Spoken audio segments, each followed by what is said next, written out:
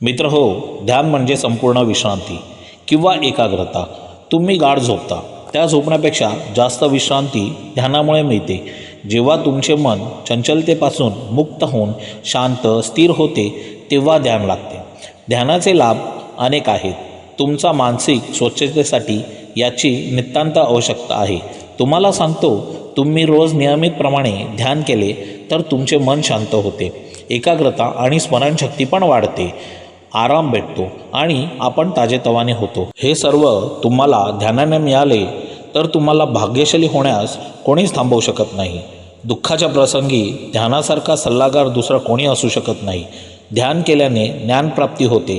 ज्ञानप्राप्ती झाली तर तुम्हाला तुमच्या मनातल्या प्रश्नांची उत्तरं सहज स्वतःकडूनच मिळतात. गौतम बुद्ध यांनी ध्यानानेच आत्मज्ञान आणि ब्रह्मज्ञानाचा मार्ग शोधला आणि मोक्ष मिळवला. त्यांची एक गोष्ट मी तुम्हाला थोडक्यात सांगतो. गौतम बुद्धांकडे एक दिवस मौलुंगपुत्र नावाचा ब्राह्मण आला. त्याच्यासोबत त्याचे 5 शिष्यही होते. आपल्याला पडलेल्या हजारो प्रश्नांची उत्तरे गौतम बुद्ध नक्कीच आपल्याला देतील असा मौलुकपुत्रांचा विश्वास होता. गौतम बुद्ध आणि मौलुकपुत्र यांची एक दिवस भेट झाली. गौतम बुद्ध त्यांना म्हणाले की मौलुकपुत्र, तुमच्या प्रत्येक प्रश्नाचे उत्तर मी देईन, मात्र त्यापूर्वी माझी एक अट तुम्हाला मान्य करावी लागेल. यावर मौलुकपुत्राने अट सांगण्याची विनंती केली. गौतम बुद्ध म्हणाले की तुम्हाला पडलेल्या प्रश्नांची उत्तरे माझ्याकडून मिळवण्यासाठी किमान 1 वर्ष तरी तुम्हाला मौन व्रत करावे लागेल. तुमच्या मनातील गोंधळ बंद झाल्यानंतर कोणताही प्रश्न विचारा, त्या प्रश्नाचे उत्तर मी तुम्हाला नक्की देईन. गौतम बुद्धांची ही अट ऐकून तेथे उपस्थित असलेले त्यांचे शिष्य सारीपुत्र मोठमोठ्याने हसू लागले. मौलिकपुत्र आश्चर्यचकित झाले. मौलिकपुत्र यांनी सारीपुत्र यांना त्यांच्या हसण्याचे कारण विचारले. सारीपुत्र म्हणाले की माझ्या मनातील हजारो प्रश्न उपस्थित झाले होते. या प्रश्नांची उत्तरे मिळवण्यासाठी मी देखील गौतम बुद्धांकडे आलो होतो. तेव्हा माझ्यासोबत 5000 शिष्य होते.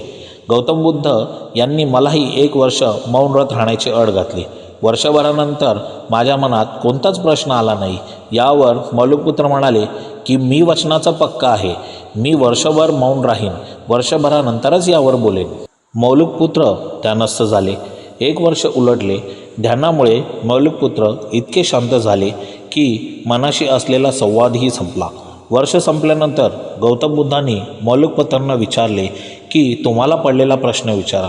यावर मौलुकपुत्रांना हसू आले. ते म्हणाले की सारीपुत्र योग्य बोलले होते. आता प्रश्न विचारण्यासारखे काहीच उरले नाही.